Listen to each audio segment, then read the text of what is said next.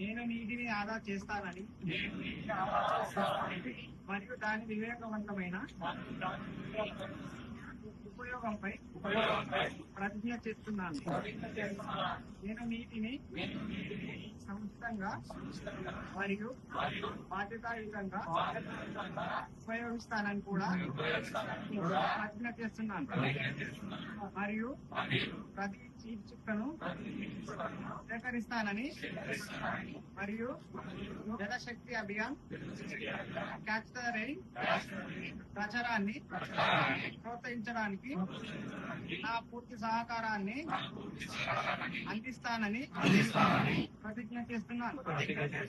నేను నీటిని ఒక అమూల్యమైన సంపదగా భావిస్తాను మరియు ఆ భావనతోనే దానిని వినియోగిస్తాను. నా కుటుంబ సభ్యులు, స్నేహితులు మరియు పొరుగు వారిని కూడా నీటిని వివేకవంతంగా వాడేలా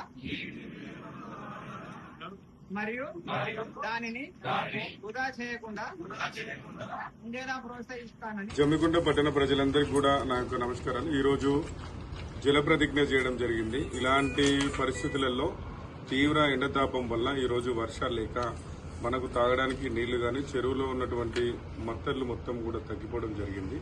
దయచేసి అందరూ నీటిని పొదుపుగా వాడుకోవాలి. ఈరోజు మనకు ప్రతిరోజు నల్లా వస్తుంది. జమ్మికుంట పట్టణంలో అందరూ నల్ల నీళ్ళని చాలా వృధాగా వదిలేస్తున్నట్లు కాకుండా ప్రతి నీటి చుక్క కూడా మరో 30 రోజుల తర్వాత చాలా కష్టతరమవుతుంది.